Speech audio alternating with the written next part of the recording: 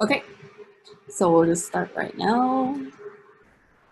So today we're going to be talking about the second part of the Alberta Winter Driving Workshop. So we did one last week where we talked about the preparation. So today we're going to move into the more technical part. And pardon me for the kettle boiling in the background. It's going to be done very soon. Okay, but like last time, if you have any questions, please just unmute yourself, and then you can interrupt me anytime during the session. So just go ahead and ask questions. You can ask me in English or Mandarin. I speak Mandarin, but May can help me translate some stuff if you're speaking in Cantonese. So please feel free to do anything. If you have any comments, anything, just talk to me right away, okay? I cannot really see the chat right now, so it will be better if you just unmute and talk, okay? So, like I said, last session, we did the preparation. So how do you prepare in the winter time? And then we learned about some of the tools and some of the emergency packs that is gonna help you in some of the situations that is not really wanted, okay? But today, what we're talking about is mainly in the city. When you are driving in the winter, say if you're not really going into the mountains, and then you don't expect yourself to be isolated or like to get stuck all the time, there are some ways you can deal with the situation or to prevent skidding or some of the common scenarios that you will encounter in the winter time. And then in the very, very end of the session, we're gonna do some examples and exercise. So this exercise, it is kind of limited. I tried my best to kind of give you some scenarios and then try to kind of summarize what we have learned throughout the whole workshop. But by all means, if you feel that you want a little bit more practice, it is always better to like actually go into the car and then see what it's like, okay? In the beginning, you can practice with your friends or family who are more experienced driving in the winter, or you can go for a driving school, okay? But so far today's plan is talk about the driving techniques, and then we're gonna do some practice in the end. So the whole session is about an hour and a half. We'll see how it goes. If you guys have a lot of questions, I know that there's another, like the Chinese session coming up after this. So I'm sure May will be okay, like if you just stay a little bit longer and then ask these questions as well, okay? Is this what everybody would like to hear? Is there anything else that you want me to add in the beginning? I think this sounds fine. Yeah. This is good. Okay. Nice. So first, okay, when we're on the road, when we're driving in the city, there are some know where to drive. Okay, this is one of the basics when you're driving in the winter. This is something that you feel that's immediately different than when you're driving in the summertime. Okay, so I'm gonna kind of walk you through different kind of scenarios. Okay, so there's snow on the road. You're likely to see different kinds. So like, for example, the first kind. This one, I know the picture sees is kind of outside in the rural area, but if you look at the road surface, this is actually very common what you're likely to see in the residential. So because the snow doesn't get cleared all the time, you will have the snow covering the road, and then in the middle, or like where the cars usually drive, you can see the snow is getting very thick and very hard because cars are kind of like driving over it, and then they kind of gets melted, and then it becomes icy a little bit and then covered with another layer of snow. So this is what you're likely to see in the residential area. This one is what you're likely to see usually on the highways or in the main road where there's a lot of traffic. So the snow doesn't really stay on the road. And then the snow, like the snow trucks, they don't really clean it either. So say if you're driving on Deerfoot, you might see this a lot of the time. So you will have a very thin layer of snow, and that is usually because, you know, like the cars are kind of driving around and then blowing the snow onto the road. So you still see the tire marks, and then you'll see a very thin layer of snow kind of in between the tire marks, okay? So this one is not actually that dangerous if it's just snow. But then you also gotta consider of like you gotta also gotta be aware of black ice, or a layer of ice that is not really visible to the drivers. So you just see the snow, but then maybe there's a patch of ice underneath or somewhere by the bridge. Okay. And then on the right, the far right, the third picture, this is more common, say, if you're on the main road in the residential area, before they clean the snow, before the snow trucks come in and then clean out the road. So this is likely to happen, say, if the snow just fall, okay, and then the cars are driving, it gets slushy, right? But it is not that, like the snow is not soft, it's not hard either, but you're driving like on a slushy, kind of snowy and watery surface. And then it gets really dirty really quickly as well. So all of these, they kind of feel different when you're driving on it. So if you're driving on this one, it's a lot more slippery than this one. Okay, so you can basically you can imagine like if you're driving on the ice or very hard packed snow versus you're kind of still driving on the pavement. You still have that traction with the road surface, and this one is kind of in the middle. So it's not going to cause a lot of sliding. Like you're not going to feel it while you're driving as much as the first one, but you're still going to affect too. You're still going to feel the slide, the skid when you're stopping, when you're accelerating, right? When you get to those thicker parts of the snow on the road, okay?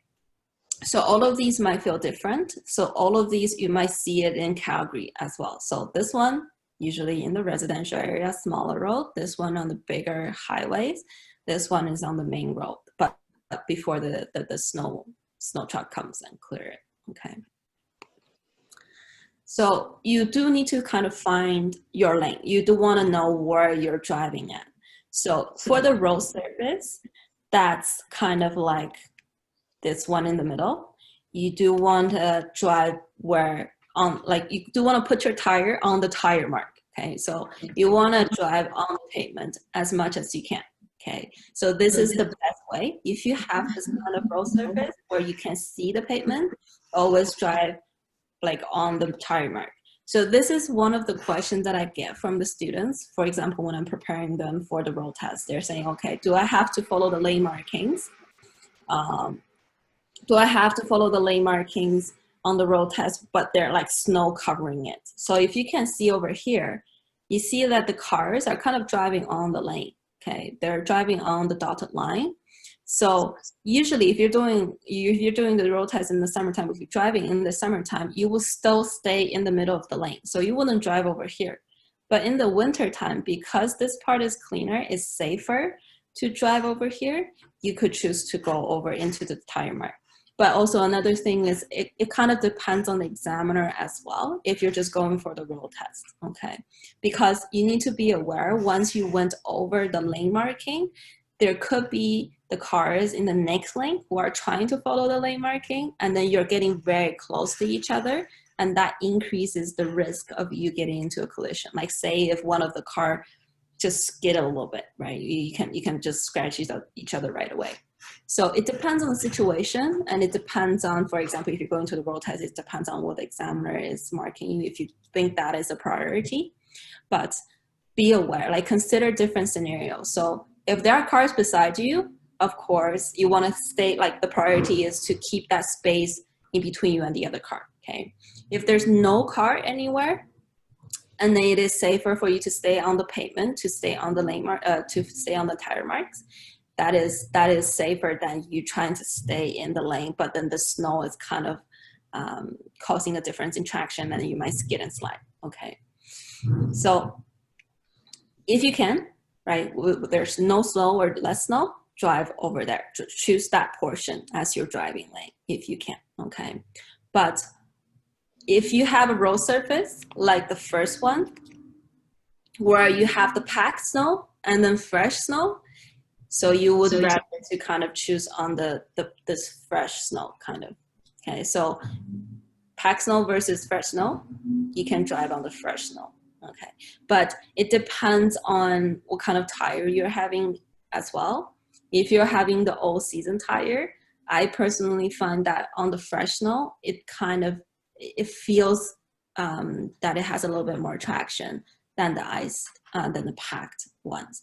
But if you have the winter tire, you might not feel that much of a difference. And then because this is where everybody is driving, it is safer for you compared to you might have a possibility to get stuck in the fresh snow.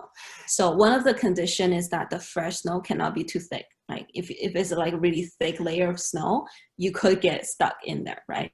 But what I'm talking about here is like if you have like a thin layer of snow, it's just on the tire mark, it's really packed. You can see that the light can reflect on that surface. It gets really slippery.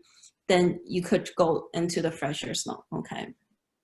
So if this is also not available, like you're driving on the road where there's no one has driven there before, and then the snow is still very fresh, there's no mark, there may be like pedestrians footprints, but there's no car, there's no tire mark, you can't see the lane marking, nothing, right? Or like there's no lane marking, you cannot see where the curb is, and then there's like one tire mark there. So you can choose to follow that tire mark, or you can choose to like drive at where you think it's your lane normally. So say if you're driving in the summertime, right? You have a lane this wide and you don't have any lane marking. You will imagine there are 4 lanes in total. So the parking lanes are on the curb, by the curb. And then the middle, there should be 2 lanes for cars traveling in either direction. So you will still try to stay on the right side of the road.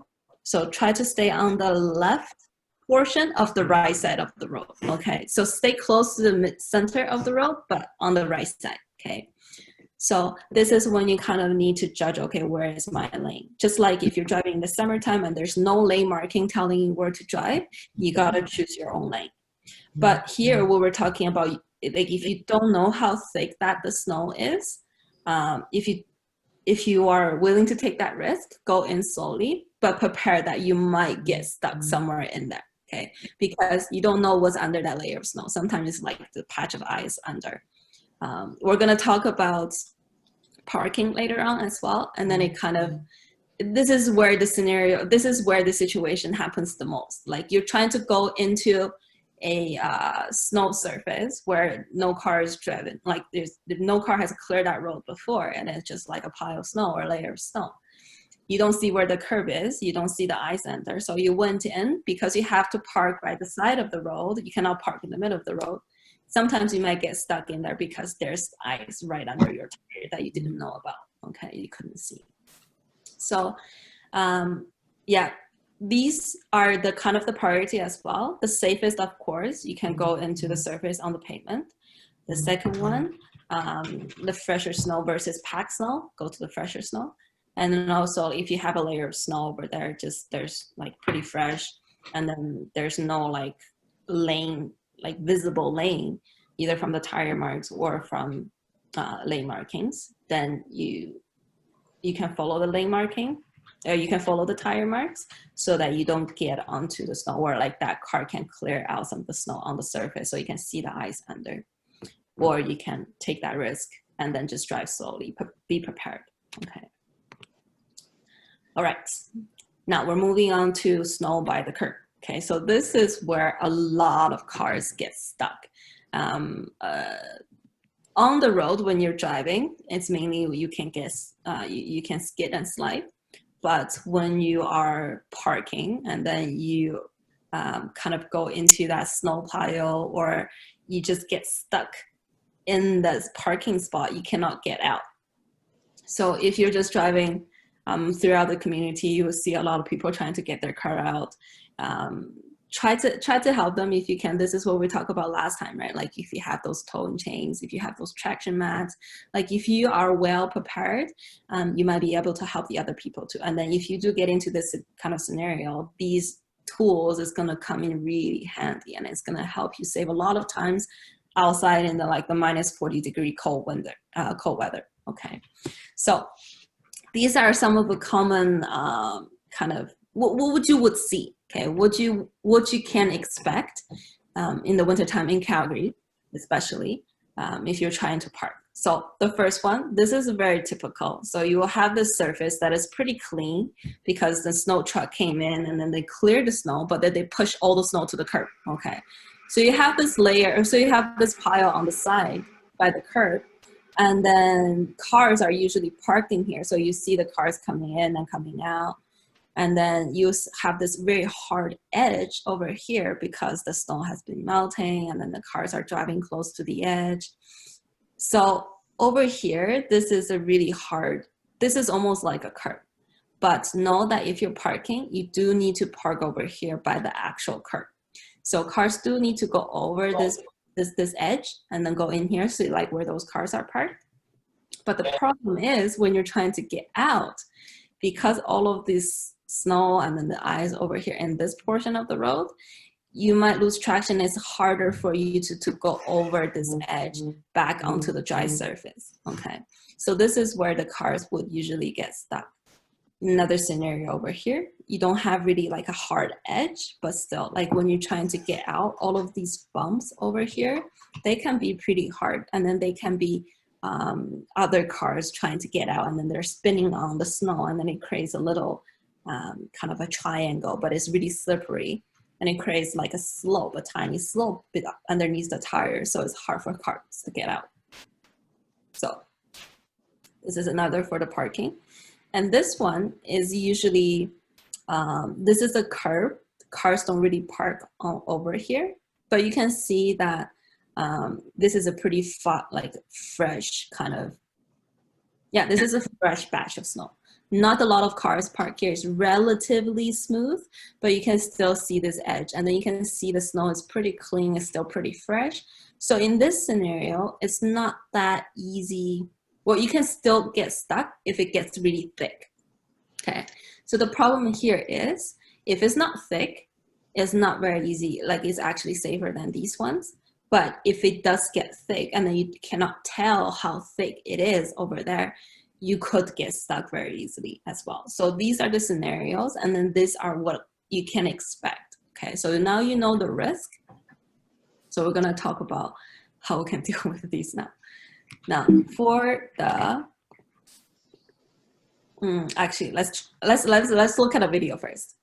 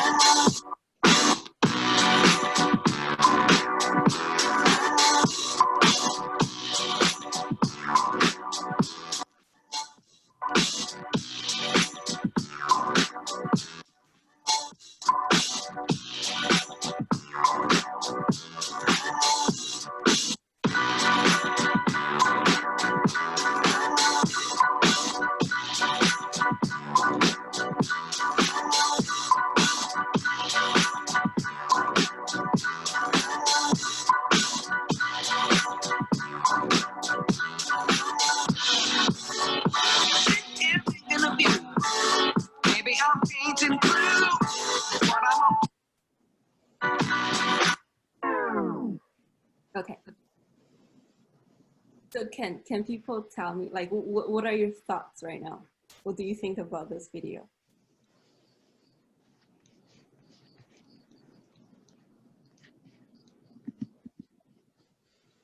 Oh, everyone has their audio off. Just hold on. I'll just unmute everyone. Okay.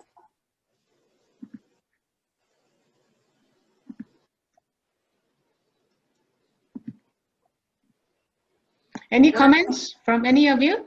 Yeah. Like, what do you see that this car is doing right now? Like, when it's getting stuck, what do you see that this car is doing?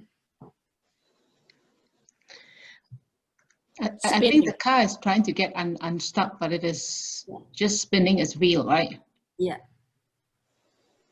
Yeah, the car starts to get out the pile of snow, but because there's too much, I think the more they try, the deeper they go. Yeah. Exactly. So they so keep true, Ima. Yeah, they Yeah. the snow under their tire, right? So Angela, did you want to say something? No. Okay. You just told me to unmute, that's all. Oh, okay, yeah. Okay. yeah, so if you notice that this car, one is that he's spinning his tire really fast, right? He's trying to accelerate fast, and then he's trying to push Exactly. his gas pedal and trying to push the car out of the snow. Another thing is that he's actually doing this properly, like he's turning his tire. He's trying to find like a patch that is not as slippery, okay? But if you see like right here, if you look at this right now, like the snow is actually not that thick, but because he's spinning his tires so fast, like that, there's this little slope right underneath his tire. So he's polishing that pile of snow under his tire. And then he's kind of like creating like a little icy slope. And then so his car can't get out, can't go over that slope. So this is one of the situation, like this is where we talk about, like especially in these kind of scenarios, right? So you can see these little bumps, right? And it's not that thick. But for these little bumps, if you do press your gas pedal really hard when you're trying to get out, it really, like I said, you polishes that little bumps and then it kind of loses your traction completely. And then, yeah, underneath the tire, it also gets really slippery as well. So what should you do? First of all, like if you have those tools, right? If you have the traction mat, if you have the towing chain, right? Especially traction mat is gonna be really, really handy. Like if you have those little snow pile, just put it right on, like just clean the snow and then put it under your tire and then you get out pretty easily, okay? And then you can also use the snow shovel the snow out of the tire, okay? And then you can like make sure your phone is with you in the car and or like charge your phone, because like for those of us who are using iPhone, they still have that battery issue where it gets too cold and then the phone just dies, okay? The phone just completely freeze and you cannot use your phone at all. So it's good to have like a charger cable or have a power bank with you. That way, if you really can't get out, you're still able to call for help. You're still able to call your friends or family, come and help you, like tow your car out or push your car out, or like find somewhere by the road. But like have the phone, charger cable, and power bank. It's pretty useful. And then before you go into these really snow covered curbs, try to find an easier parking spot, like in the actual parking lots, or like say if you have like find somewhere where it's pretty flat, there's no bumps, right? There's no hard edge, like it's pretty like smooth surface where you know it's not that thick. Like try to find these spots that you know it's gonna be easier for you to get out, okay? So this is gonna be before you park. But if you do get into that situation where you do find, okay, I'm parked, but then I cannot get out. So first thing first, you want to make sure that you're stepping on your gas pedal gently. So you don't want to do what the other car was doing, like we saw in the video. He's just spinning his tire crazy, okay? You don't want to do that. You want to step on it really, really gently. You want to give the tire some time to grab the surface.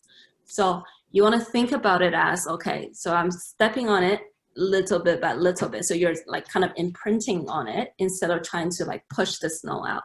So you're really stepping on the gas pedal very gently and slowly.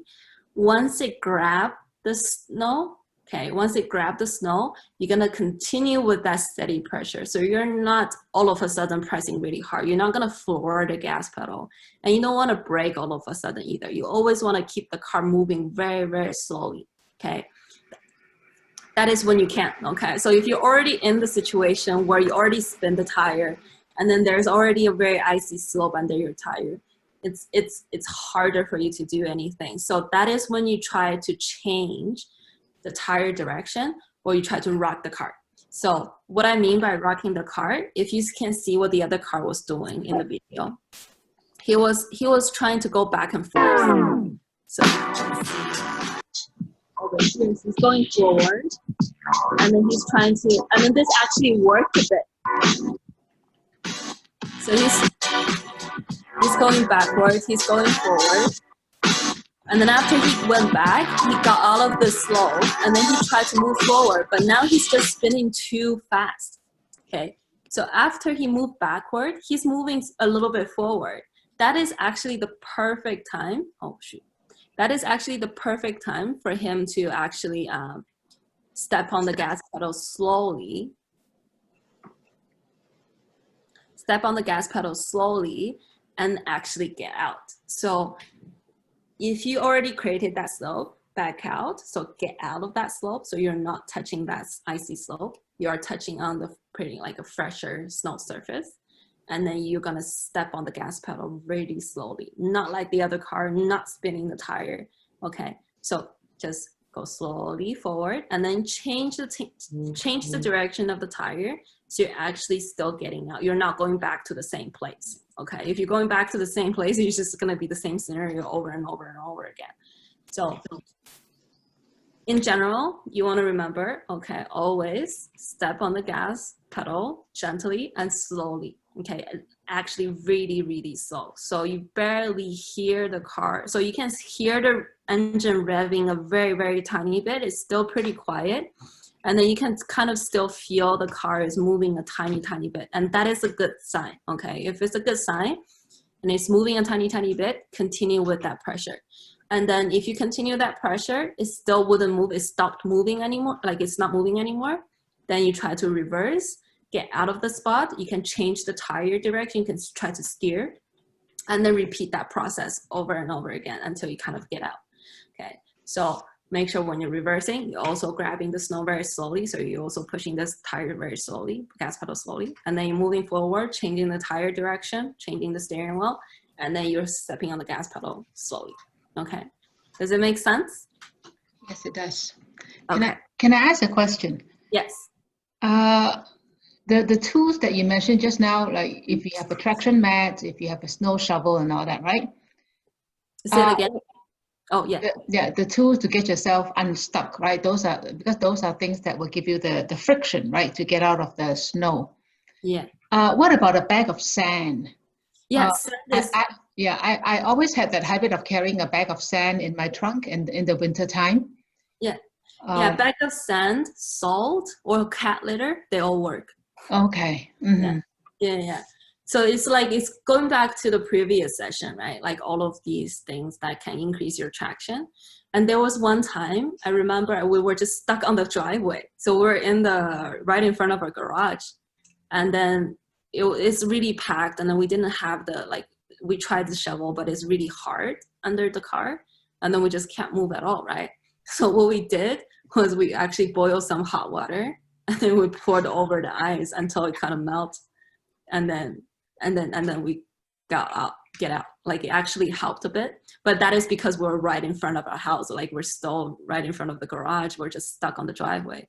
So whatever you can, like do whatever you can. Anything that will help you to get out of that icy spot is gonna be good, right? So increase the traction by sand, by cat litter, by salt. Salt, you might need to wait a little bit, and then traction mat.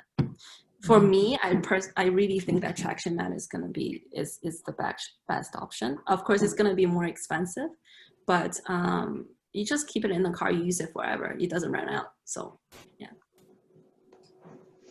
Great. Any questions? Any other questions? Any questions, guys? Yeah. No. I don't see anybody waving. That's really, no, wasn't. No? Okay, nice. Yeah, so just for the parking, if you do get into those situations, remember to kind of go slowly, okay? Really go slowly, really grab the surface, don't spin the tire, okay? Don't rush anything. Actually, another thing I do want to mention, I don't think I included it later on. So if you see these curves, right? If you see these snow piles, like including over here and then over here, this kind of snow, if you're turning at an intersection, okay, so for us, if you're learning in the summertime, if you've been driving in the summertime, or if you just finished your road test, or you just like, you read your book and then you know, okay, if you're turning left or right, or especially if you're turning right, you're supposed to turn into the curb lane, okay? And then do the lane change if you can, right? Especially if you're driving in the residential area, the proper way or the textbook way to do it is to turn to the curb lane and then do the lane change when there's no parked cars and then when there's no like any obstacles, right? But these snow actually count as obstacle. So when you are turning, you don't want to turn too tight with the curb with the snow pile. So think about the snow pile as the curb. Okay, so you don't want to turn onto the snow pile if you can avoid it. Okay, say if there is another car coming, right? You have two options. One is to go over to the snow pile a little bit, and then hopefully you don't get stuck, and then you continue on, right? You let the car pass first. Or you wait behind the intersection, let that car pass, and then you don't go onto the snow pile and go. So it depends on the situation. You then choose the best option for you at the time.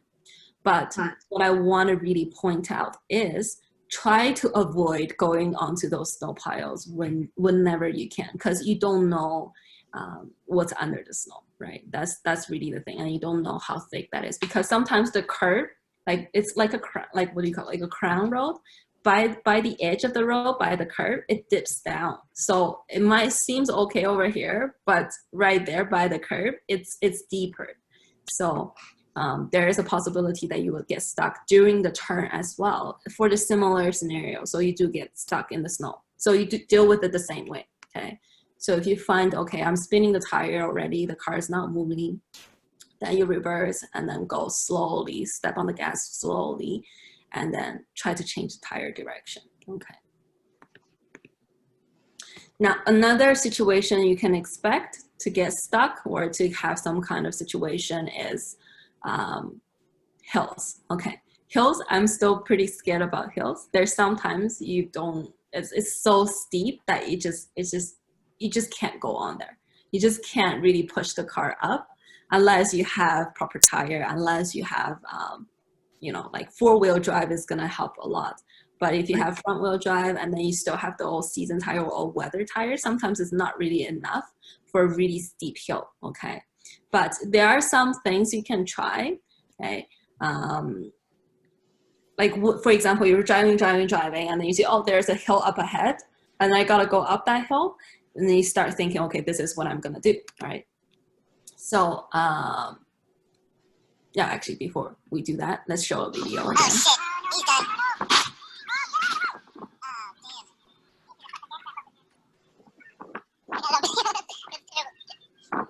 damn. This is really bad. Wait, you hear the car? Oh shit, there goes another one. It's hitting every car coming down. Oh shit. Jesus. Oh shit, here comes another one. Jesus. Oh my god. Oh my god, you alright? That shit sucks. Look at all the cars. I know it's you like this. Oh shit. I'm about to slip. Oh shit, here comes this guy.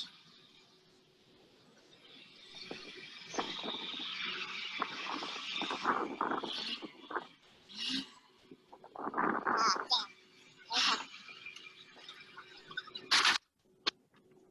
Here he comes. He really thinks.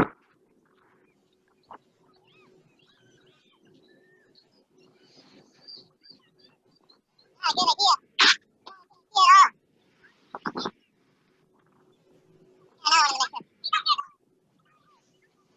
Oh my god. Oh, bad. What the hell?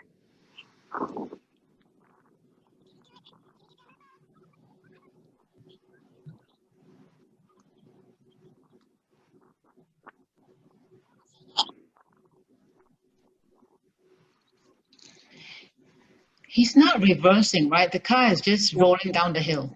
Yeah. Okay. Yeah, it's a If you disaster. can't see one this after one, the other. see this car is driving, right? He's trying to Yeah. go up the hill, but in the middle, he couldn't go up anymore. And then he tries, and then he just slides. These slides. Oh my All of goodness. these cars, including the ones that we saw before, they just slide down. Okay. Total So, disaster. yeah, what do you think is causing this to happen? A deep slope. The deep A slope. Yeah. A steep slope. What is it about the deep slope that is causing this to happen? Like, what are the cars doing? It's also ice. Ice on the road, yeah, correct. Yeah, ice on the road. The road is really slippery, the deep slope. Yeah. And the car lose the traction, right? To keep going uphill. Yeah. If you watch that truck, it doesn't like it's hard to kind of manage these kind of situation, but Right. one thing you want to avoid is to stop on the slope. Okay. If you stop on the slope, that is when you cannot start the car anymore. Like the car will just get stuck there. That is the better situation, or you just start sliding down like in the video. Okay, so try your best not to stop or slow down on the slope. So this is one of the things that I try to teach my students, even when they're driving in the summer. So this is one of the basic control about speed control. Okay, a lot of people, I don't think they are aware, but they don't think it's that big of a deal. Because in the summertime, if you slow down, it's very for you to pick up the speed. You just hit hard on the gas and then the car will go, right? It'll go faster and you can push the car up to the hill. But in the winter time, once you start to slow down and then you try to accelerate, it's impossible, okay? If the road surface is slippery, it's not at all possible for you to pick up the speed. And what's likely gonna happen is that you're gonna spin on the snow and you eventually just start sliding down, okay? So start practicing now, actually, when you are going up on the hill, okay? So the technique, doesn't matter for the winter time or the summertime, to maintain speed on the hill is to start accelerating a little bit on the bottom of the hill, and then you're gonna continue to push down on the gas pedal while you're going up. So you're not maintaining the pressure on the gas pedal anymore. So you're pressing down slowly and slowly as you're going up the hill. But how fast do you press down on the pedal, or how fast are you pressing down the pedal? Like, what is that rhythm? What is that kind of, how slow you're pressing down or how fast you're pressing down depends on how steep the hill is. So when you're going out, if you start driving today, if you start driving like this week before the snow falls, try your best to maintain your speed while you're going up the hill. So once you feel that the car is dropping a little bit, you start pressing down the gas pedal. That means that you're not pressing fast enough as you're going up the hill, okay? If you feel that the speed is going above, like it's going faster, then that means you're pressing a little bit too fast. So you're gonna slow down on that pressure, okay? So start practicing now. Your goal is to not go over or below at all. So your goal is to try to make that needle on the speedometer stay exactly where it is until you go onto the top of the hill. So you wanna keep that pressure on the gas pedal the whole time until you reach the top of the hill. If you still see the slope is going, you don't let go. Like you still keep going. You still keep that pressure there, okay? Until you go to the top of the hill, and then you can check your speed before you ease off or you go back to maintaining the pressure, okay? So this is one thing you can start practicing right now. And it's not just for the winter driving. It is just like a basic skill to maintain the speed in general, okay? And say, for example, in Calgary, if you're driving down like night, okay, there's like slope after slope, right? And it's pretty steep too. You can see the drivers when they're going up the hill, they just like slow down. And then when they're going down here, they just speed up. And then they don't even care. Like they think, oh, everybody's doing that. But there are some drivers who are maintaining the speed, and then they're actually catching up to the drivers who are slowing down. So imagine if that happens in the winter time, all those cars are forced to slow down behind, and it's just gonna be like a huge mess, like what's shown in the video before, okay? So if you can maintain the speed, that is always the best way. So maintaining the speed, you're not gonna get, it's less likely that you're gonna get stuck on the hill. Okay, so that rules out one kind of scenario where the sliding and skidding is caused by driver's kind of operation, by driver's mistake. Okay, so try to maintain the speed. We're gonna walk through it again. So you're gonna start applying some pressure before the hill. So at the bottom of the hill, you start accelerating, and then you keep that pressure there. So you keep going down the gas pedal while you're going up the hill, right? So steadily increase the pressure on the gas pedal while you're going up the hill. And then, so if you're not slowing down, you don't need to accelerate all of a sudden, okay? But if you do feel like you're slowing down a little bit, make sure that you're going down the gas pedal just a little bit faster. You don't want to press down a lot all of a sudden. That is going to cause the tire to spin, and then you're not gonna move anymore. Okay. So this is for the uphill, right? If you really see a steep hill, maybe the better option is to turn to another road. Okay, to take a detour. Okay. Go somewhere else so that you don't have to go onto that hill. But say, for example, if you're going on to,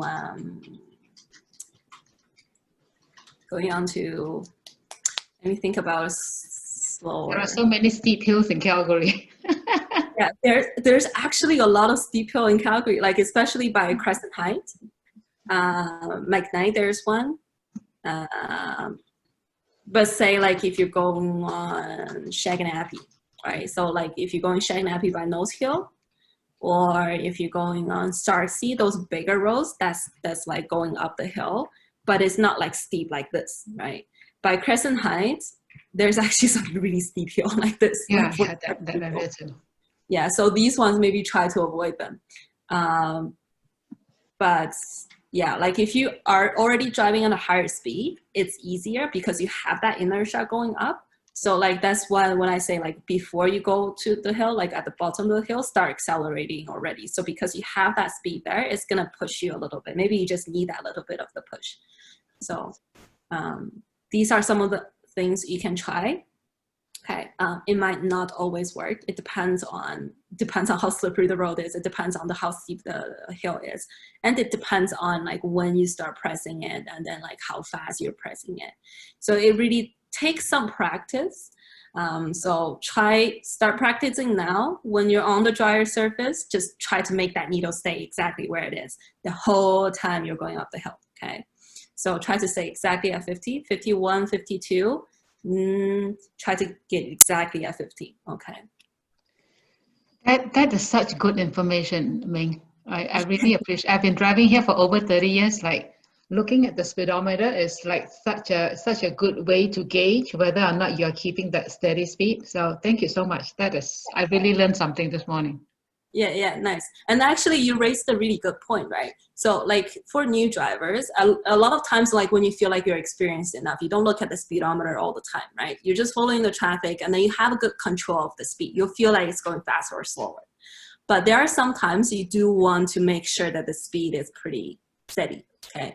So like for a lot of times, like people are going for the road test, and then they realize, oh, this is how often I need to check the speed to maintain the speed, okay? And then for the hills too, like you want to check very often. Like if you have a pretty, for example, for me, I already kind of have an idea about how much I need to press down for this type of hill. It's just like experience. It's muscle memory almost. But I still need to check the speed.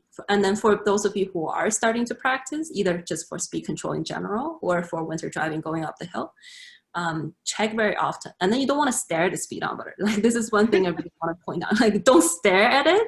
You still want to look at the road, but you like look at the road scan, look at the road scan, look at the road scan. Like you scan really often, but you still like look forward so that you know where you're going, right? You still control the steering wheel. Okay. Now for downhill. Can I just ask a dumb question? Yeah, no, go ahead. To downhill. Can you do cruise control when you go uphill? Oh, no. You can't. Okay. Even like say if you are driving on highway, right? Like right now, if you're driving outside on the highway and then you see a little hill going up, you can't, like the cruise control is gonna, it's gonna mess up. Like you're gonna feel the engines working super, super hard, try to push the speed up. but it is going to slow down first, and then Okay. it's going to rev, and then it's going to push it up. Okay. So even for cruise control, like in the summertime, it is always a good idea to help the cruise control a little bit by pressing down the gas pedal up the hill, so that the engine doesn't work too hard. Okay.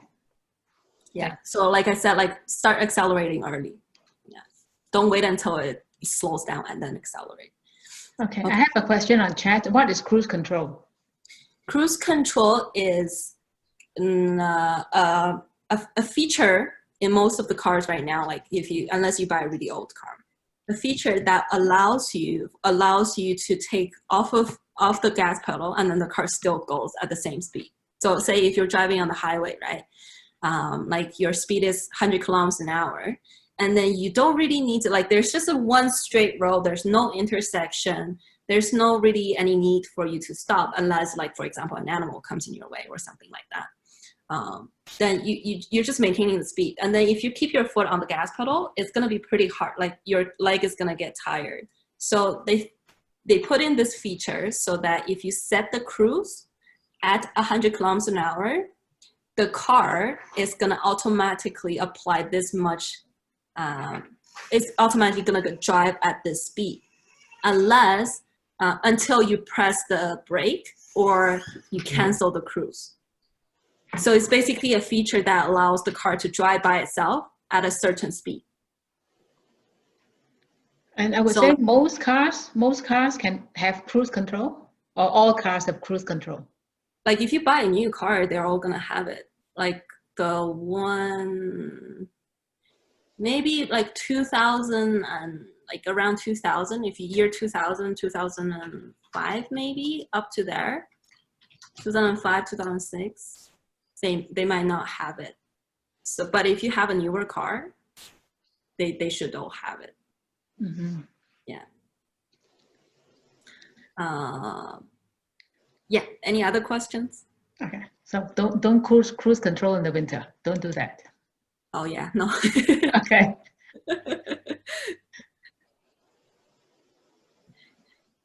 Yeah, because if you're on the gas pedal or the brake, usually you're on the gas pedal, right? If you're on the gas pedal, you can actually feel that the car is starting to skid, or if you feel the car is starting to kind of not accelerating. So that is when you can start adjusting. But if you're just using the cruise control, you don't have that warning. You don't have that feel, if you know what I mean. Like you cannot, like the last minute where you can still prevent that skid, the last chance that you can still kind of save yourself from a skid is by that kind of feeling. Like you feel, oh, the car is not really moving. You feel that the car is not, is starting to move a little bit left and right. So that is when you have to like make contact, right? You're using, like your foot is on the gas pedal, and then you feel I'm pressing this much, but it's not moving. But if you're not pressing at all, there's no way really for you to tell anything, okay? And then it might take way longer for you to actually realize that the car is slowing down. So don't use the cruise control. And then a little bit pressure change in the winter time, it actually makes a difference. So you want to keep your foot on the gas pedal the whole time. Okay. Now, like if you have more questions, go ahead and interrupt me. I'm gonna move on to downhill. So downhill is scary as well. Downhill, you don't really get stuck, but downhill, you cannot stop. That's the thing. That's the main thing. That's really dangerous, especially if you have an intersection at the bottom of the hill. Okay. So if you see there's a downhill coming, right? So again, we're going back to the basic speed control skill, okay? So if you have uphill and downhill altogether, you're going uphill, you're pressing down the gas, and then when you reach the top of the hill, that is when you want to maintain the pressure, so you don't want to push down anymore. And if you have a downhill going, like if you have a downhill right after the uphill, you want to move your foot from the gas pedal to the brake pedal. Doesn't matter if your car is speeding up or not. So you are covering the brake pedal, okay, not yet pressing on it.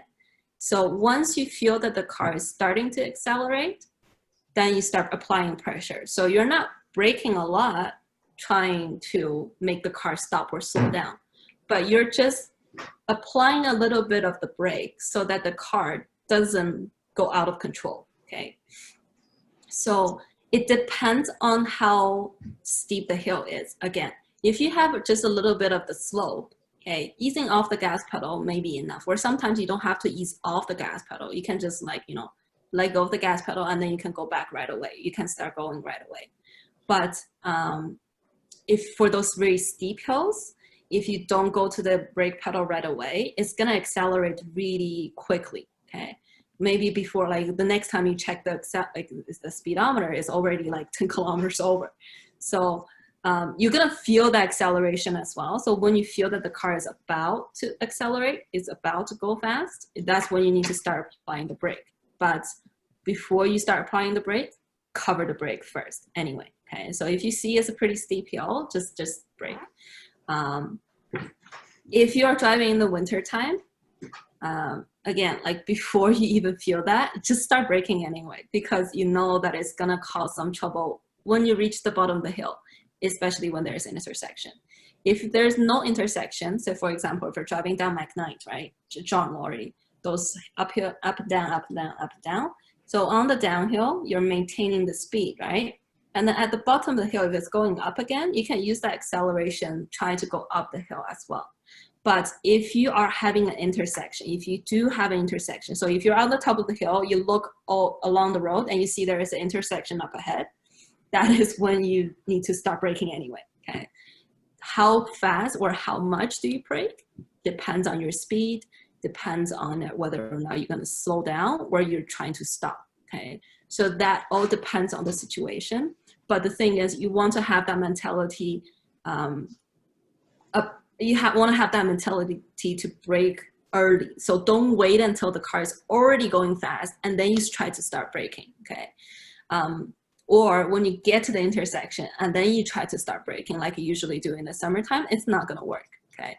So the best way is always to maintain the speed if you're not gonna need to stop over there if there's no intersection, or brake early if you're trying to stop or slow down for the intersection, okay? So I can tell you a story. There was one time we're turning right at the intersection at the bottom of the hill. So because this hill is so steep, the brake doesn't even slow down the car, okay? So you brake, but then the car just keep going. It's still going fast. In the wintertime, if you're turning around 20 or 30, you're probably gonna get into a skid, okay? If the road is slippery. If the road surface is relatively okay, you might still be able to make it. But say if you're driving around 30 before the turn, and then you're turning at 30 speed, you're gonna go into a skid. So what happened that time, because the road is 50 and then the car is not really slowing down, the turn is basically around 40, like around 40 kilometers an hour. So what happened is that the car just slided, like just slided out.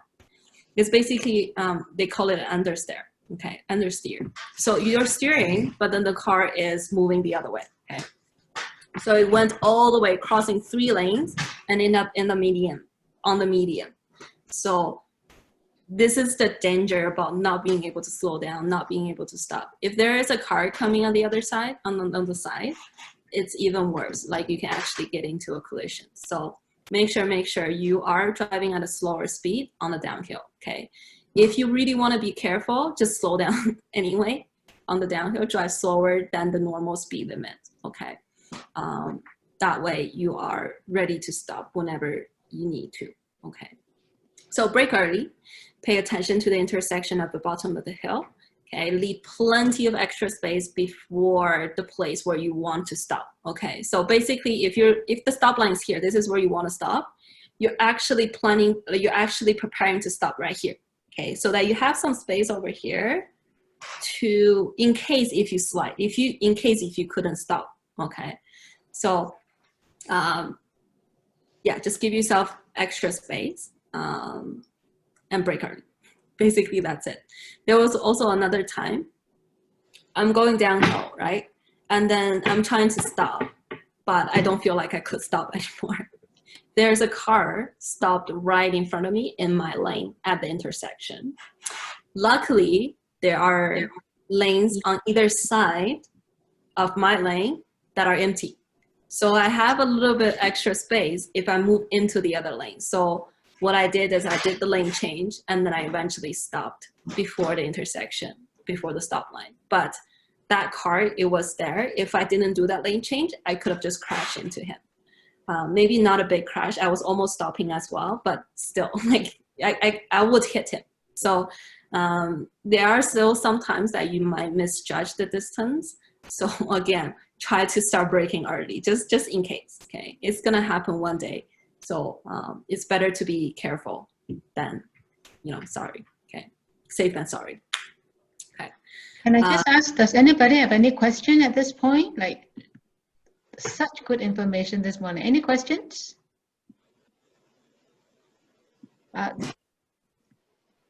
I do have a question. Yeah. If the speed limit on the Me road too. is I 50, do too. the speed limit on the road is 50 and we're going downhill in the winter. Yeah. What is the right speed? Like you can't go at 50 because it's slippery. Yeah. Yeah. Is there such a thing as going down too slow? Because I'm talking about me going down too slow. Yeah. You for the downhill, I think that is one of the, I think it's one of the situation that you can go slower, that you should go slower. Like nobody can blame you for going too slow on the downhill. If you know what I have a question as well. So So in the winter time, yeah. I usually, when I drive, Yeah. I kept 1.5 cars distance between me and the car in front of me. Mm-hmm. When you're stopping? No, when I'm driving. I don't drive close to the next car in front of me, I always give 1 or 2 cars of distance. Yeah, that is a very good idea. That is a very good idea. Like that approach, you always want to increase that distance just in case if you couldn't stop, right? Another thing you said, 1.5 cars distance or 2 cars distance. That is a pretty good distance if you're just driving in the city. Say if the speed limit is about 50 and the cars are driving about 40 to 50, right? Yeah. It's a pretty good distance. But if the speed increase, right? If you're driving faster, or like say if you have a low visibility, like say if it's snowing at the time, or if it's time, you want to increase that even more. So when you are trying to kind of judge that following distance, don't get fixated. Like don't say, okay, 1.5 and 2 cars feel safe, it's good. But like, be aware that if you're driving faster, if you have low visibility, you want to increase that. Okay, and then when I'm in a highway, for instance, a G-foot is the highway I always drive off. So I always keep 3-4 cars really far distance. I always put 3-4 cars might not be enough even. If Ow. In this case, I'm not gonna drive. 2 aeroplanes. Okay. as far as you can. So remember, one way to increase your following distance is to ease off the gas pedal. Okay, so just don't accelerate, and then let the car slow down by itself. So you increase that distance gradually. Okay, so make sure you're not braking all of a sudden to increase that distance. And then I'm sure you're not doing that. Like if you're being careful, you're increasing your following distance, you're increasing it in time, right? But say when all of a sudden you realize, oh, I think I'm driving too close. That is when you might panic, especially in the winter time. So that is why I want to point it out. When you do get into that situation, and then you want to increase it by by easing off the gas pedal. Okay, just do it slow. That way the car behind has some time to slow down as well. Okay. Yeah, because they might not be able to stop either. So you always want to. Yeah. Okay. So another thing I want to point out for downhill or like just braking in the winter time in general is be careful when you're pumping the brake. Some people, they like to pump the brake. If that's what you're used to do, so pumping the brake does give you a tiny bit more freedom when you're steering. Okay, so you can use that kind of the small interval in between, regain control on the steering. It doesn't really, like for me, maybe I don't know how to pump the brake properly. For me, it doesn't work as well. as when I'm just keeping my pressure on the brake pedal. So maybe you want to kind of try different ways if it doesn't really help. The disadvantage of pumping the brake is that you are going to increase your stopping distance. So it will take longer for you to actually come to a full stop. The advantage is that you can use that small, tiny interval there to regain control. But again, if you are using that small interval trying to steer, make sure you're not steering a lot. If you're steering a lot, you're not going to go into a spin. So if you are using the pump, if you're pumping the brake, do not be mindful of these things, okay? Or just keep the steady pressure on the brake. Just push it as hard as you can so that you can come to a stop. It actually don't affect the steering that much. There's not much difference. So if you're not that experienced, if you're not used to pumping the brake already, if it doesn't work better for you personally, you think it is a better option to choose the steady brake. So just keep the pressure on the brake. Okay. So I have a question on chat. Sorry, you can't go on yet. Sorry. No. Yeah, the question came in the chat. What if you can't stop the car even using the brake if driving on the icy road? It's a very good question. If you can't stop the car when you're using the brake. Yeah. So you brake and the car doesn't stop. What do you do? Yeah, sorry. Even you have winter tires, but how would you stay calm and manage the crisis? Yeah. Thanks. That is a very good question. Yes. Mm-hmm. It is a very, very good question. To help, okay, I'm gonna answer in two parts. So how do you stay calm? One is that you have the mentality about, okay, this is gonna happen. Okay, in the wintertime, it happens all the time. So what you want to do is prevent it beforehand. Okay, so like we said before, slow down way earlier than you usually do compared to when you're driving in the summertime. Leave lots of space, so give yourself extra stopping distance. Okay, so plan to stop before the place that you're actually going to stop. Okay, so this is one mentality that's going to help you to keep yourself calm. Another thing is that know that if you couldn't stop, there's nothing really you can do anymore. Okay, the only thing you can do is just hope that there's no car going into the intersection at the time. So again, like we talked about, I'm gonna talk about it later as well, but this is one of the things that you can carry out throughout your driving career. Okay, maybe not a career, but like throughout the whole time you're driving, throughout your life. Okay, so whenever you're driving, you always want to scan forward to the side. So you're looking kind of like this. Okay, you're scanning like this up ahead. You're never looking to the side. You never need to turn your head. So the whole point is you see an intersection up ahead. Okay, and when you're about a block away, or at least half a block away, you should already know if there are cars coming in from the side of the intersection, if there are pedestrians coming in from the side of the intersection. And that is the time you can still adjust your speed, slow down beforehand, okay? If you only realize it when you get to the intersection and then you think, oh, there is a car coming, and then you're not being able to stop, that is what's gonna create that panic in your head. But again, like know that if that kind of situation occurs, say for example, you see there are cars coming and then you tried your best to stop, but you still couldn't stop, then there's really there's really nothing much you can do. Okay. I could think about one scenario. Say if you're going straight and then there is a car turning left or right coming from here, right? You could turn the car a little bit, because if you're trying to stop, you're probably already at a pretty slow speed when you get to the intersection. If you turn the car to the side a little bit, you might be able to avoid the T-bone. Okay, so basically you might get less injured, but in order to avoid the collision, all that you can do is done beforehand. Does that help? Yeah, I'm sure it does. think so, yeah. I tried. So the mentality part is know that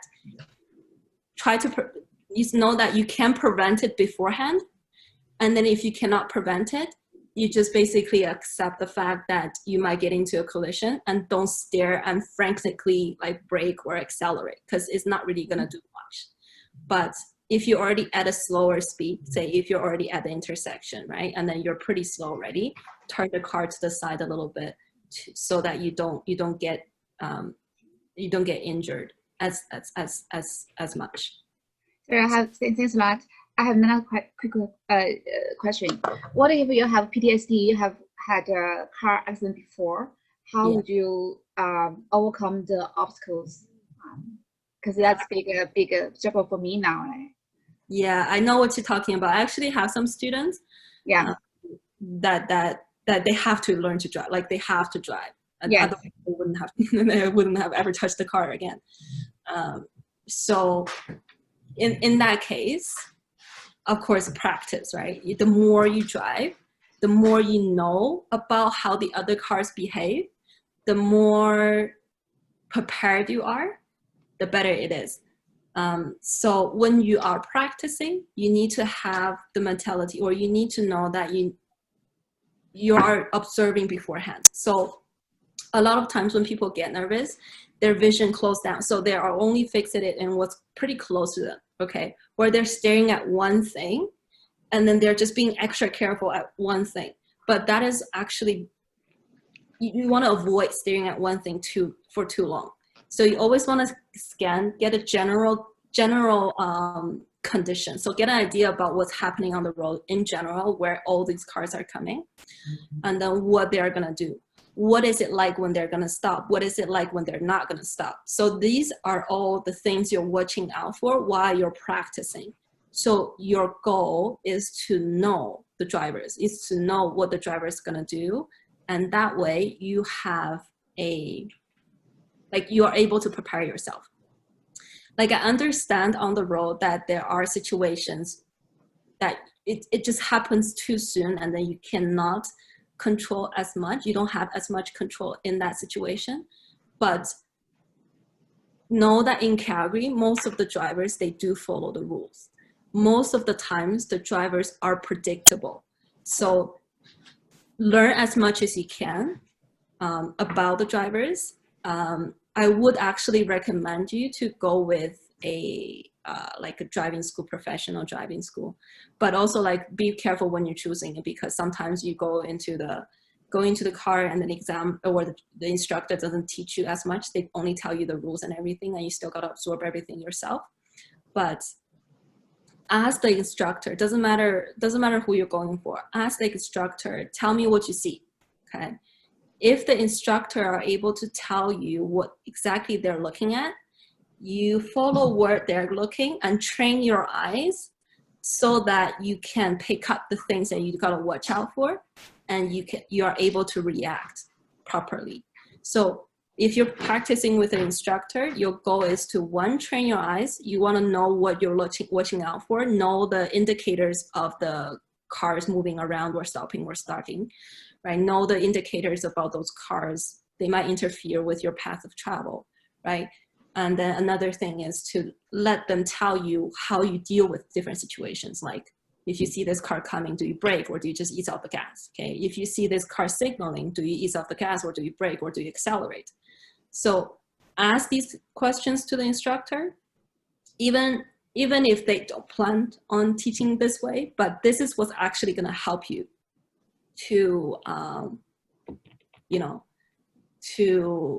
calm yourself down.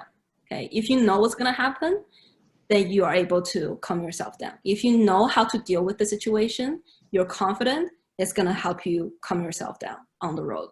So seat time is very important. Like the more you drive on the road, the more you're able to test what you know, the more confident you will feel. Yeah, that's my answer. Yeah, thanks, Shannon. It's very helpful. Yeah. So if you're not going for the driving school, like say if you're already driving yourself or you're practicing with your family or friends, like ask them to tell you what they see, and then ask them, how do you deal with this? What do you do when you see this, right? Even if they're not teaching you, just ask them, what do you do for it, right? Like, what would you do, right? And then that way you can kind of get an idea, and then you can think about it, and then try to use, a lot of times it's common sense as well. Like, use your common sense. What do you think is the best way to deal with the situation? No, I think I'm going to get your phone number. I'm going to follow you. Please. Because Yeah. I had a car accident 10 years ago. Even I had a driving license in China, but I haven't done driving here. So Yeah, I'm just scared, the road. Yeah. Now But- I'm feeling more comfortable, yeah. Yeah, sure. You can get my Okay. contact from me as well, like if Oh. they're okay with it. Okay, So, that's good. Thank you so much. Yeah. so the thing is, like, if you, Calgary is actually pretty good. Like, if you're driving in Toronto or Vancouver, it's Yeah. worse than here. So Calgary is a pretty good place. Yeah, I know. Yeah. Okay. Thanks. Nice. Thank you. Good questions. Okay, let's move on. Okay, so now we're actually going into some driving techniques. We did touch on these a little bit, but we're gonna kind of separate it into like speed. What do you think about, like, if you're doing speed control, what are some of the things you gotta think about, right? And then starting and stopping and steering. So we're gonna separate into 3 sections.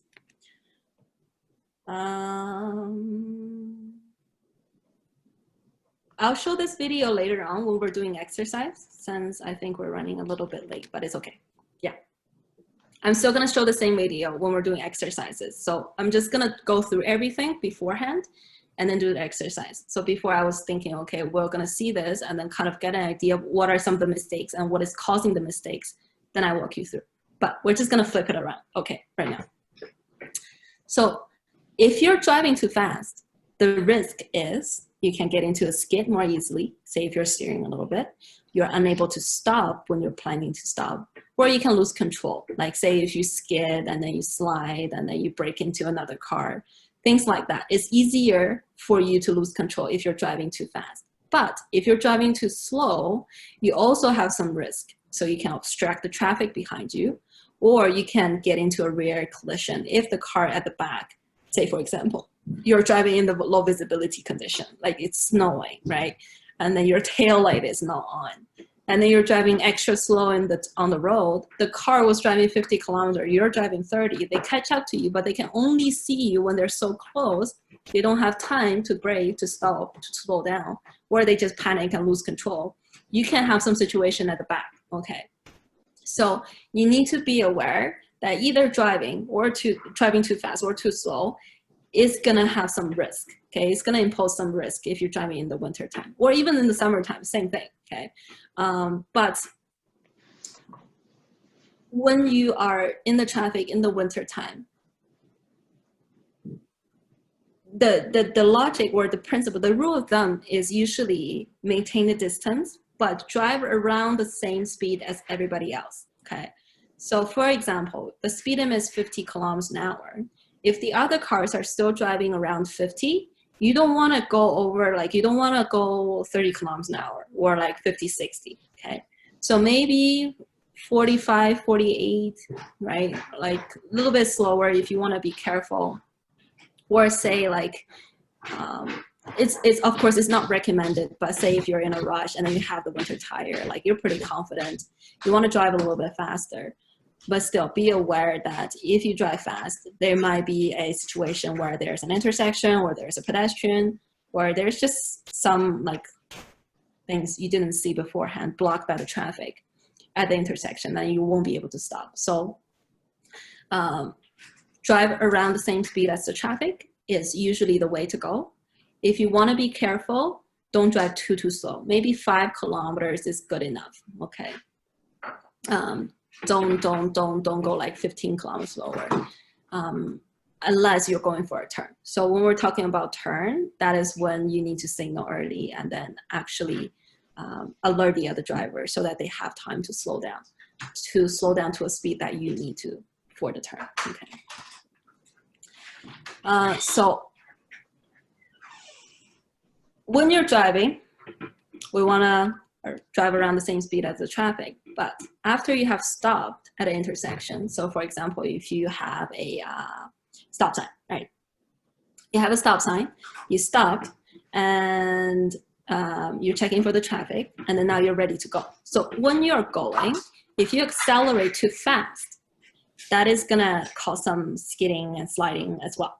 Okay, so sudden acceleration, sudden braking, they can all cause some sliding.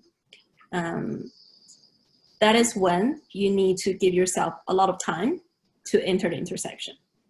So say, for example, you are driving in the summertime, right? And then you see there's a 50 road. You're going onto a 50 road. There is a car coming from half a block away. And then you're thinking, okay, I can make it, right? So you accelerate, and then you pick up the speed right after you finish the turn, or from the middle of the turn. Okay, so you accelerate pretty fast, and then that car, maybe he comes a little bit closer, but it's still manageable, right? In the wintertime, you don't want to do that.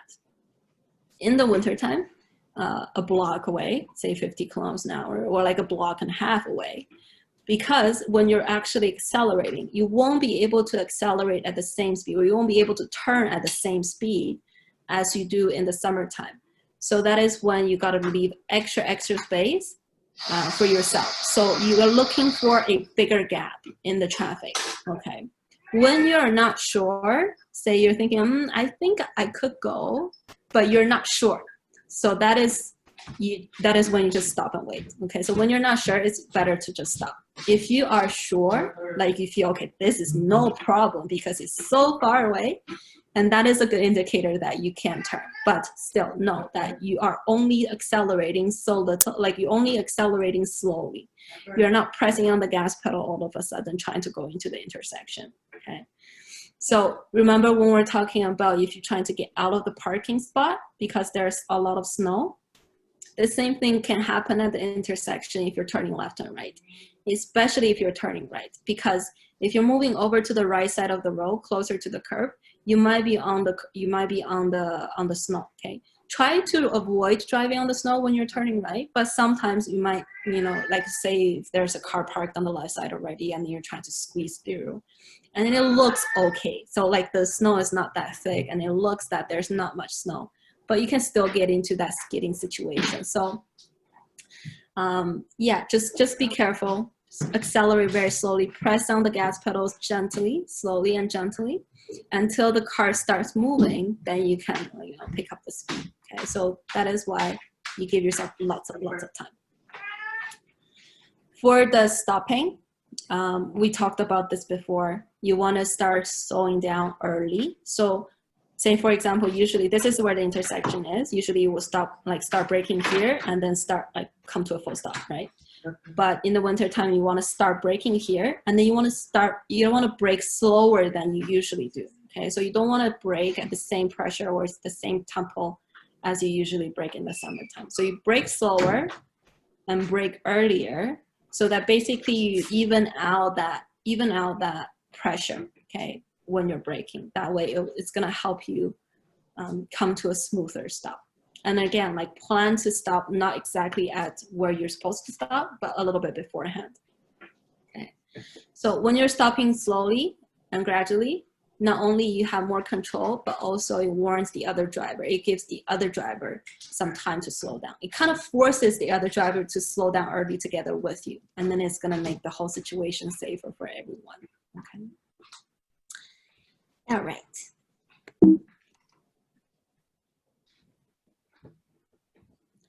Now for the steering, okay, in the wintertime, if the road is really slippery, even just a little bit of the steering movement, it's gonna cause you into a sliding condition, sliding situation. So if you can look at this GIF that I have over here on the right, this car is basically doing a lane change. He's like, oh, time to change lane. I gotta check my blind spot, but he spun the car all around. But luckily for this car, he actually ended up still in his lane, and then he's driving normally. Like he didn't crash into any cars. This is good, okay? But the whole point is that a little bit of the steering can spin you out, okay? Now, when you do get spinned out in situations like this, just let go of everything. Let go, no, not the steering wheel, okay? Let go of the foot, okay? Don't press on the gas, don't press on the foot, just let it go, okay? If you step on the brake pedal, if you start braking while you're in the spin, it's gonna cause a total loss of control. We're gonna have a video later on.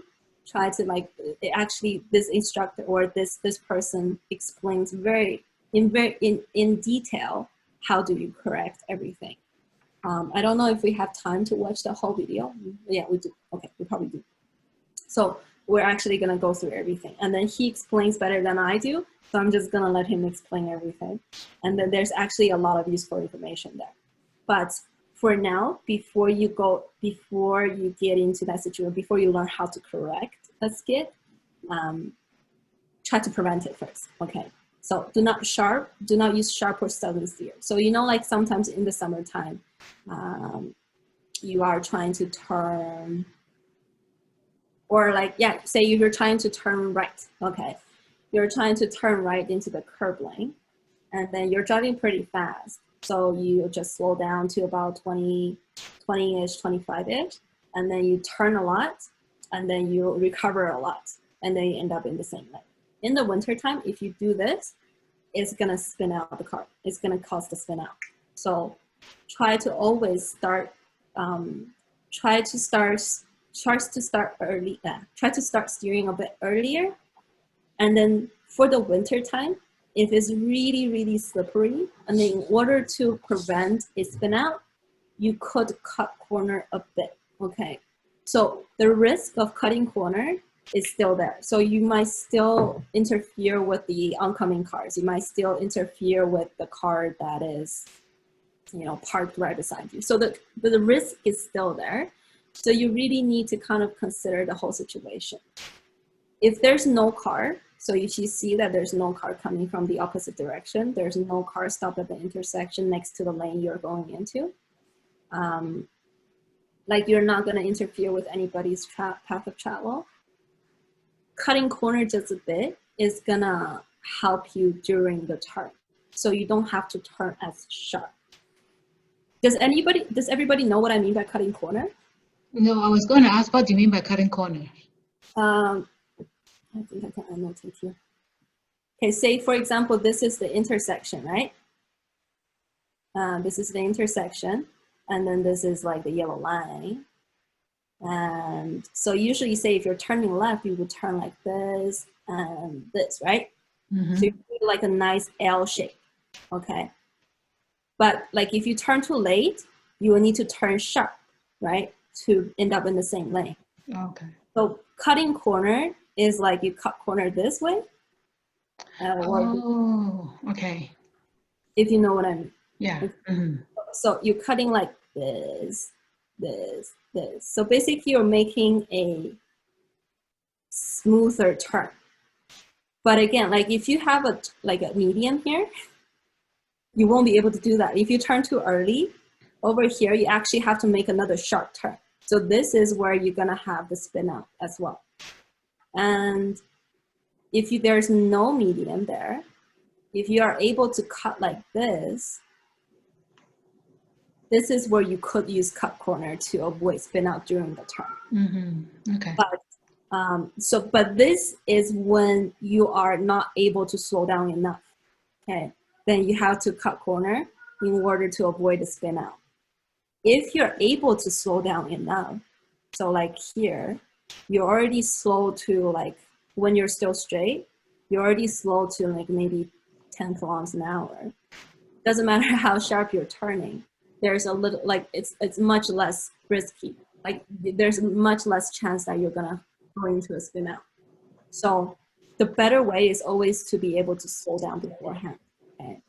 So say if there's a car right behind you and then they don't look like they're able to slow down, and then you're afraid to brake so much, maybe you can consider like cutting corner, depending on the situation. So you really need to consider like the all around situation. And this is why you need some practice, right? Like if you are having a very good observation habit in the summertime, that is gonna help you in the winter time too. Like you're gonna know, okay, there are cars behind me. You're gonna know, okay, what is happening at the intersection section, if there's yellow line or if there's medium. Can I cut corner? Can I slow down? All of these things, all of these observations, you can start practicing even now. You don't have to wait until winter time to do that. And if you start practicing already right now, and then you have a pretty good observation skill, and then you are able to like, you're able to know what's happening all around you, up ahead far enough and behind you if there's a car or next in the lane. It's gonna help a lot. Okay, it's gonna help tremendously in the winter time. That will help you make better decisions. Okay, but yeah, basically coming back to steering. Okay, so you want to know that you want to be aware that you want to avoid sharp turns. Okay, slow down before the turn. Okay, always slow down, and then always slow down before you steer. So that is when you're still straight, you slow down enough. Okay, try not to break into the turn. So if you need to break into the turn, that is probably like when you need to cut corner a bit if you can. When you're recovery, there's another thing. Okay, so for example, if you're looking at this jib, this car is probably recovering like right now. Okay, so if you're turning in the summertime, I see a lot in the newer drivers, in the new drivers.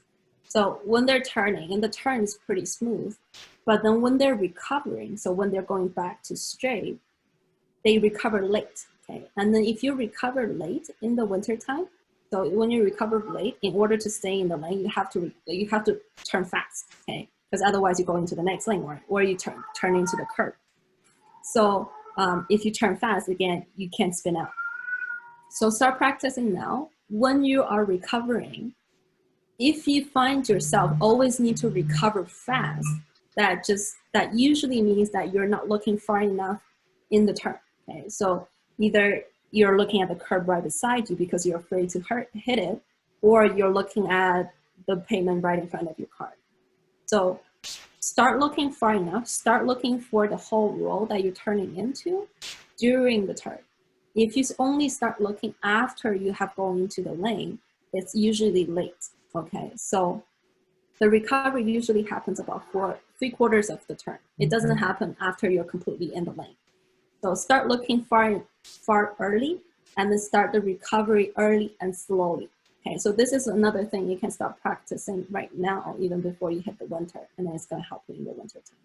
Okay, so your goal is to have a steady recovery, okay, by recovering slow and recovering early. Okay, so the key points: slow down beforehand, slow down early, okay, slow down enough before the turn. During the turn, do not sharp turn, do not sharp steer. Okay, and then when you're recovering, make sure you're recovering steadily. And that's basically it. Also, like if you can see this jib, okay, pay attention when you're doing the lane changes. If you have a habit of lane changing by steering a lot, and then you always feel like when I'm lane changing, I don't feel safe, okay, that is when you need to start practicing observation, practicing lane changes, like maintaining the speed as the same as the traffic, and then moving in, taking your time moving in. Right? For lane change is a completely whole different topic. So I didn't include this in this workshop specifically, but if you have more questions later on, we can talk about it maybe after. Okay. But yeah, lane change is a completely different thing. It does take practice. So practice now, okay. And then your goal again is to make a steady lane change. That means like you're moving in, you can take your time moving in. You don't have to feel rushed going in. Okay. If you feel rushed, you gotta work on it. All right. If I can go on.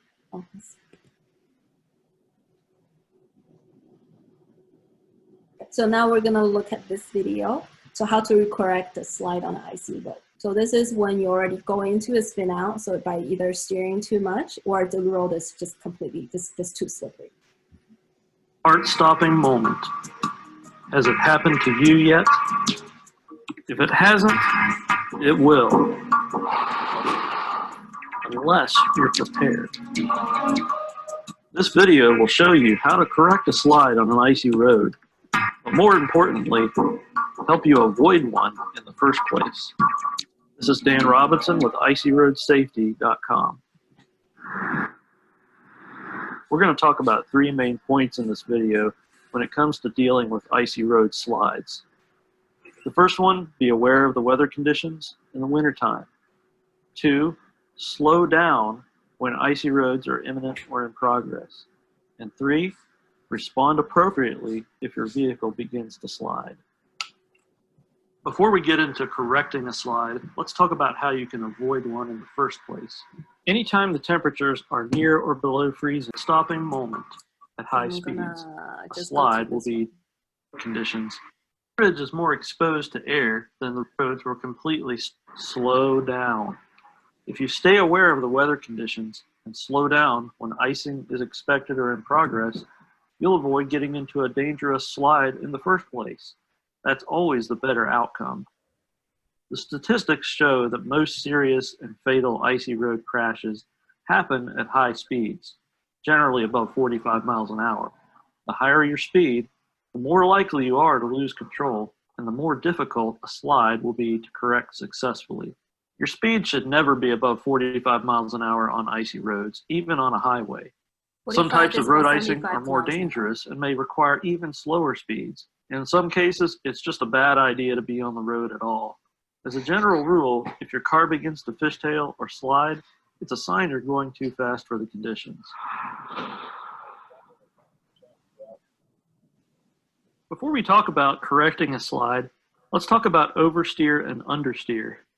Both of these conditions can happen on icy roads, but it's oversteer that is the most common cause of crashes at high speeds.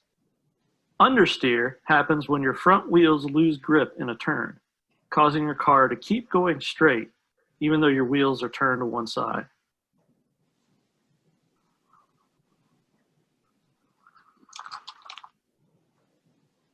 Oversteer, on the other hand, happens when your rear wheels lose grip with the road. In an oversteer condition, the back end of the car will slide outward opposite the direction of your steering input. Oversteer slides can happen when rounding a curve, turning a corner, or even with a slight steering motion such as changing lanes on a highway. Most fishtailing is an oversteer condition. Slides can also be triggered by braking or accelerating. Both of these are actions that can cause one or more of the vehicle's wheels to lose their grip. Now that we've covered the basics of preventing a slide, let's talk about what to do if one happens. Okay, so there are 3 points to remember. Before we move on, I just want to kind of clarify. For understeer, it's basically you're steering, like your speed is too fast and you're steering, the car is not moving in the direction you're going into, it's going wide. Okay? And then for the, or like if you're turning too late, okay? So for example, you're already going into the turn and then you realize you gotta start steering, but it's still like the inertia is pushing it to go the other way already. So understeer happens when either you're too fast or if you're like steering too late for the turn. The oversteer happens when you're steering too much. Okay, so like too much for the slippery road. So if you're steering too fast, too quick, or just steer a lot at one time, it can cause the oversteer. Okay. About oversteer slide correction. Number 1, don't use your brakes. Number 2, turn into the slide. And 3, don't panic and don't overcorrect. Okay, so because we're running out of time, I'm just gonna go through this quickly. Don't hit the brake. This is pretty straightforward. We're gonna see some examples after. Turn into the slide. It might be a little bit confusing for people. Like you don't wanna think about, okay, which way is the slide when you're in that situation. So an easier way to think about it is just steer into the direction you want the car to go. So you want the car, the front of the car to go to the right, you steer to the right, okay? If you want the car to go to the left, because the front of the car is pointing this way, then you steer to the left. Okay, so steer into the direction you want the car to go, or just look into the direction you want the car to go. That usually in that situation, your body is gonna react by turning into that direction, okay? And then don't panic and overcorrect. The first point we're gonna cover is don't use your brakes. This is one of the most common mistakes drivers make on this car. The car loses complete slide with the brake lights on this car. The car loses complete control almost instantly once the driver hits the brakes. Braking, in this case, caused a total spin out before the driver even had a chance to correct the slide. For slide correction to work, your wheels need to be turning freely.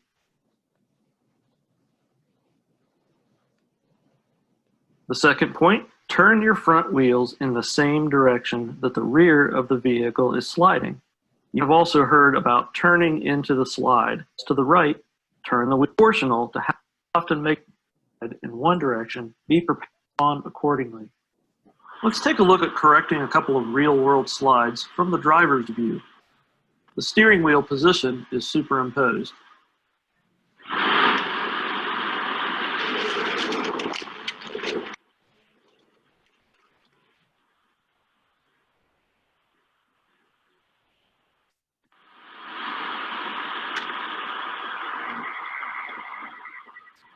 So here you can see the car is spinning to the, like the front of the car is going to the left, but the car wants to go to the right, so the driver is steering to the right.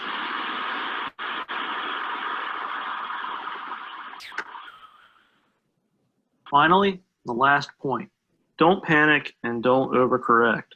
An oversteer slide gives the car angular momentum, which means it will want to keep rotating into a full spin. Overcorrecting will send the car rotating faster than the steering can counter, and the car will spin out. Let's take a look at some real-world examples of accidents and slides, some that were corrected successfully, some that weren't. So let's take a look at this video here. This is a bridge, an interstate bridge, that curves pretty sharply to the left here. This is in Charleston, West Virginia. I want you to notice the car's wheels and which direction the car rotates. So first of all, I'm just gonna show you guys one example where they corrected successfully. Here, which is curving to the left, which means in most cases it comes around to the right. The driver appropriately steers to the right to counter. And you can see how, see right there, back of the car comes to the right, which is exactly what happens.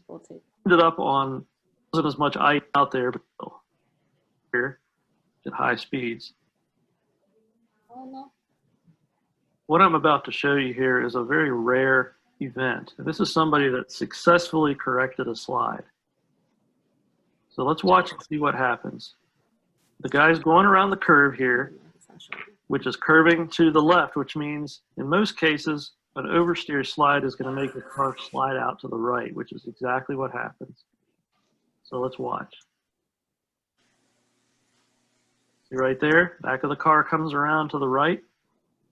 The driver appropriately steers to the right to counter. And you can see how the car comes back out to the left to respond to that. And he manages to correct it. Now, so from this example, we can see the whole time he didn't brake. He only braked after he's kind of already straight. And then from the previous examples where like the real life like corrections over here, like you can see that the steering is not turning that much. Okay, so it's just a little bit by little bit. This is from like practice and experience from driving all the time. So again, like you can start practicing right now. Like say if you're going into like if you're turning, right? And then you want to kind of make adjustment during the turn, you're turning only a little bit. So in the winter time, it's the same thing. You only turn as much as the car needs, okay, to go into that direction that you're going into, okay? So point, like one way to think about it, I heard somebody use this, one way to think about it is to point the, like if you imagine your hand is on the 12 o'clock position, you want to point this hand to where the road is. So, but your hand might not be always there. So I don't know how well it will work for everyone, but this is one way to think about it, right? So you turn the steering wheel to the direction you want it to go. So this is how correcting a steer, so you can kind of get an idea about this, but always prevent it beforehand. So this is all we have talked about before, braking early, start turning a bit early, right? Don't get into those situations where you have to turn sharp and then turn quick so that you can avoid the spin out, okay? I have a couple more slides. One thing that I really want to point out is that when you're turning and braking, right? So because you need to slow down, and then you want the cars behind you to be able to slow down before they crash into you, you want to tell them, okay, I'm going to slow down.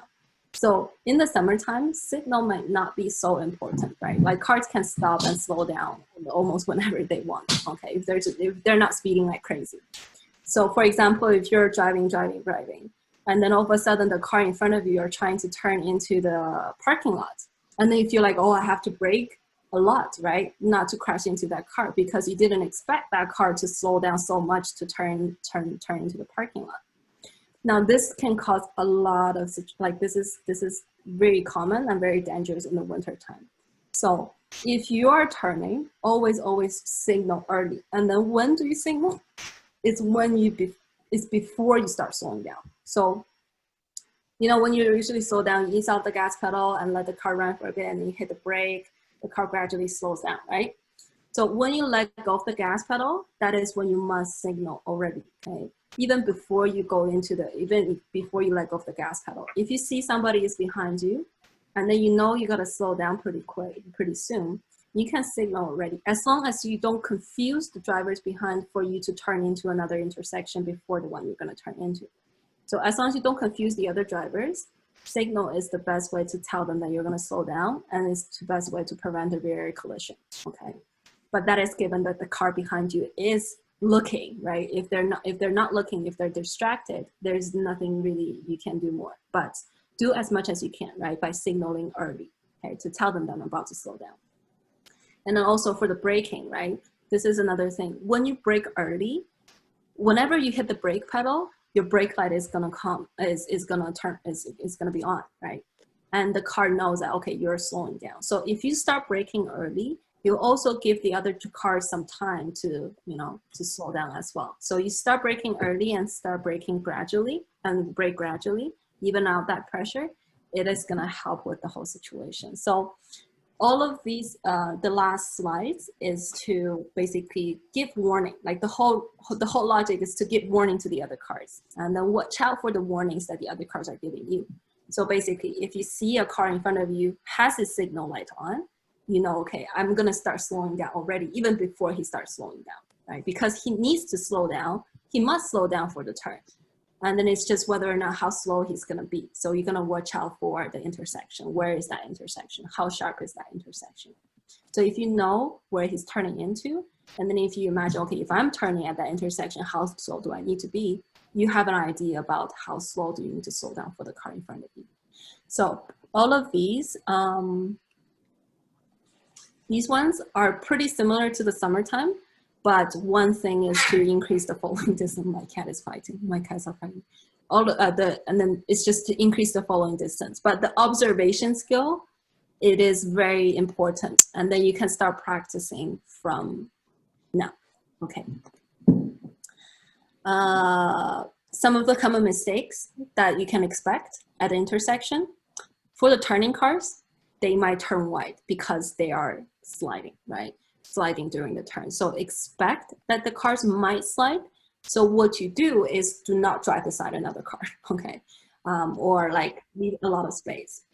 If the cars are turning and you're the one that's going straight, do not expect them to be able to accelerate right away. So just slow down anyway at the intersection, okay?